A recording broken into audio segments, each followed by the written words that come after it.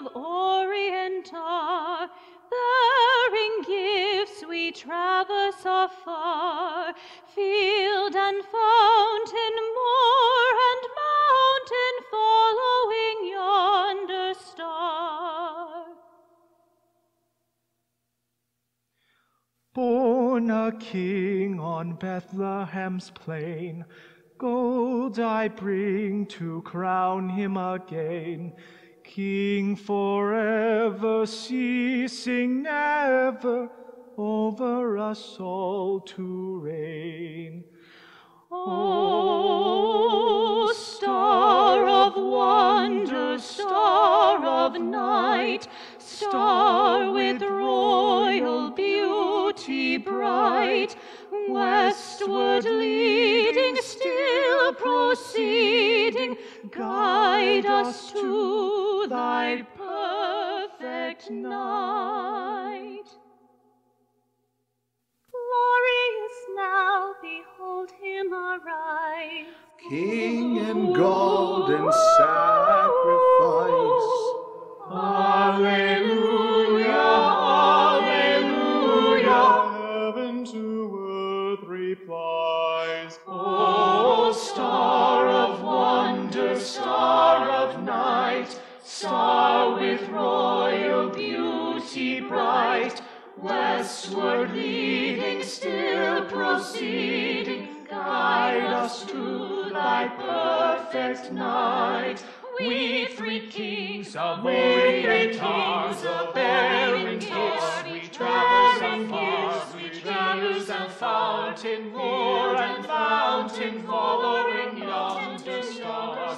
O star of wonder, star of night, star with royal beauty bright, westward leading, still proceeding, guide us to thy perfect night.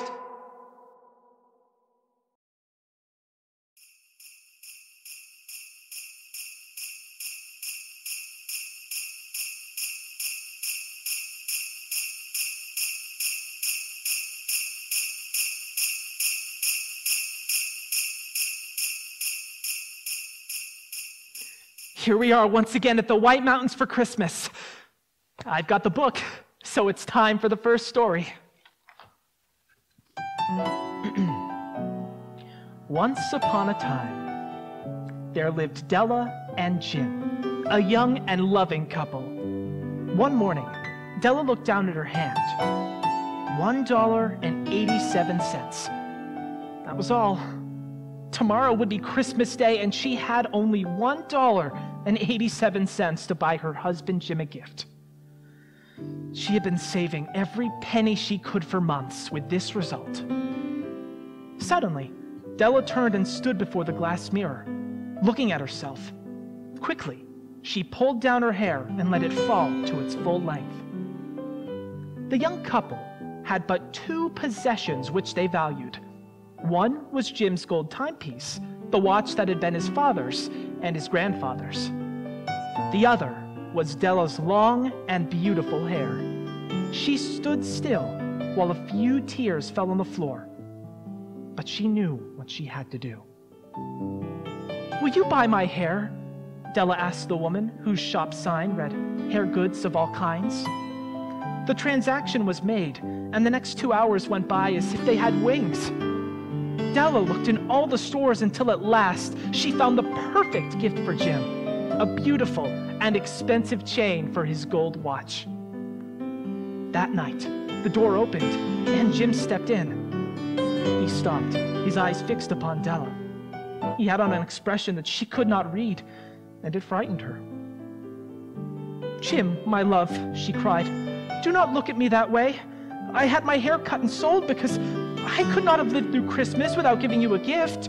Please do not stop loving me because of how I look." "Do not make any mistake about me, Dell," he said. "I do not think there is any haircut that could make me love you any less. But if you will open this package, you may see why you gave me such a fright." he handed her a small package which held beautiful combs made of shells with jewels at the edge, a special set of objects to hold her hair. Della had wanted them ever since she saw them in a shop window, but knew they were too expensive. And now the beautiful combs were hers, but the hair that should have touched them was gone. "My hair grows so fast, Jim," she lovingly exclaimed. "Now here is my gift to you." She happily held out the beautiful chain. "Isn't it wonderful, Jim? Give me your watch. I want to see how it looks on it." Instead of obeying, Jim fell on the couch and put his hands under the back of his head. He smiled lovingly. "I sold my gold watch to get the money to buy the set of combs for your hair." The Magi were wise men, wonderfully wise men who brought gifts to the baby Jesus. They invented the art of giving Christmas gifts. Being wise, their gifts were wise ones.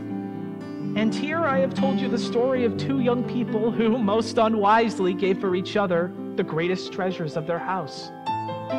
But in a last word to the wise of these days, let it be said that of all who give gifts, these two were the wisest.